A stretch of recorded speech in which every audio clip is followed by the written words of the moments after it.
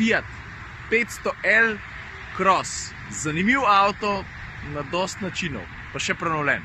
Gremo po vrsti. In grede, ti veš, da ta avto nastaja v Srbiji, v Kragujevcu. Pa mogoče za začetek to, da ga lahko dobiš v 3 izvedenkah. Isto je ena taka troživka.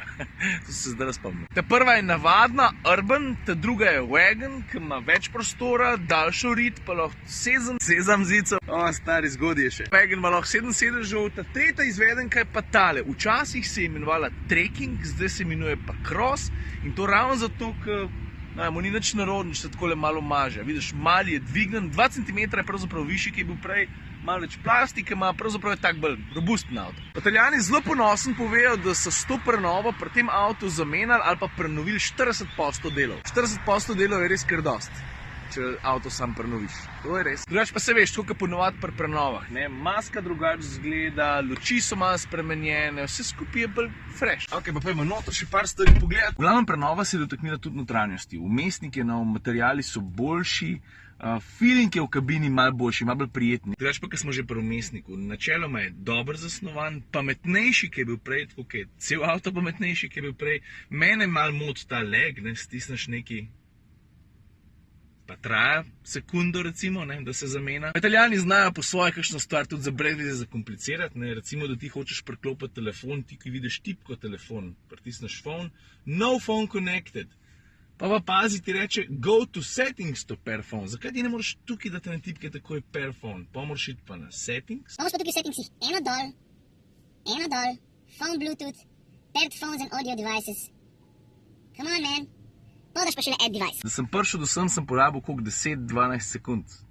To je preveč. Ne, ampak all in all, kabina tega avtomobila, zelo prijeten prostor. Ne samo zato, ker se skupaj malo bolj lušten. Zgleda, ker to Italijani znajo, tudi zato, ker je ogromno. Mislim, koliko imam placa nad glavo, pa koliko je placa v drugi vrsti. Ker to je družinski avto, ne, to moramo vedeti in tukaj v drugi vrsti stari. Pa rob vrat je razmeroma nizek, ven vidiš odlično. V bistvu moram priznati, da se ne spomnim, da sem iz kakšnega avta takole iz druge vrste boljš ven videl, kaj iz tega. Je pa res, da kufer, ne, mislim, da ga je za 412 litrov, ni glih, hočemo temu reči, družinsko nadpovprečno uporaben. Je pa res, da ima kar orang dvojen dno, vidiš?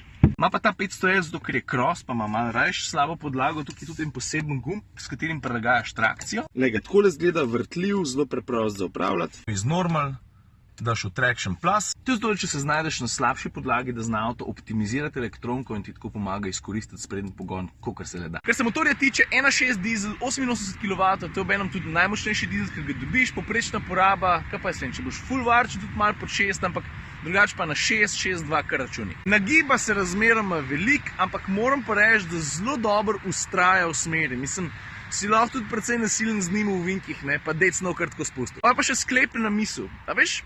Ker sem jaz prvič videl Fiat 500L, sem rekel, stari, aj mi je bilo tega treba. Pa grejo pa leta naprej, pa pismo, no. A veš, se mi zdi, da me je čez leta spravil na svojo stran. In to je to, kar se tiče Fiata 500L. Lušten avto, moram reči, zdaj pa na vrsti en Mitsubishi. Tole pa avto, ki je naslednji na vrst, Mitsubishi Eclipse Cross. A veš, to je unka ima malo hecno ritko? No, moram se en. A veš, kam grem pa jaz zdaj na Vransko? Se veš, ne, najboljši mladi voznik Slovenije, polfinale. Zdaj bojo vsak svet vam prišli. Evo jih, zdaj neki pozirajo, moram jaz stran. Jaz nisem za sem. Jaz nisem za sem. Se grem skriti za avto. Ta avto pa, ne, to pa veš. Tega dobi pa zmagovalci. Star letos, to je filmska scena, pismo. Zdaj smo itek prišli tudi na finalne tekmovanje, ampak mogoče lahko samo malo pokažemo, v katero smer grejo, ne. Kaj vse morajo početi, zato da se od tja prebijajo. Ajde, da vidimo. Opa. Avto ujet. Količki podrti. Pa ravno kar so me izzvali, ne, če upam tudi jaz na hidravlično ploščo, da bi probajo avto obrniti, pa da vidimo, a ga bom ujel, a ga ne bom. Se pravi, Ford Mondeo, hidravlična plošča, so rekli, da ga moramo ujeti. 40 na uro? Ja. Ok.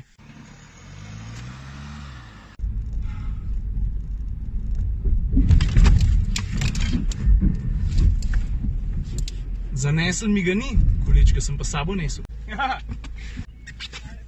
Prosim, čao. Bravo! Druga vaka delajo natančno parkiranje. Vidiš?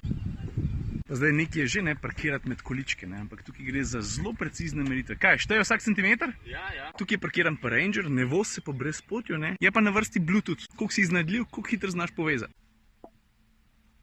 Zdaj, zadnja izmed postaj tukaj na poligonu ima pa veliko, mislim, vse opraviti s tem, kako znaš ti prtlagano ležiti v avto. Se veš, da tukaj je ogromno enih pravil, ki jih moraš upoštevati, ne, da se skupi varno, ker 1, 2, 3 zbašaš vse v kuhar, ne, ni pa tudi rečeno, da je pravilno. Mislim, da ni varno. Mislim, da je varno. Se nagnete in poslušate in čutite 10 sekund. A ti si že kdaj v krizni situaciji nasiral srce? Jaz sam, ni bilo prometna nesreča. Ni fajn. Ampak je pa fajn, če znaš.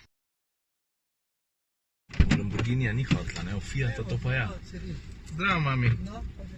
V Lamborghinija nisi hotla, v Fiata pa ja. Ja, to je pa nekaj drugega. To je pa meni bolj primerno.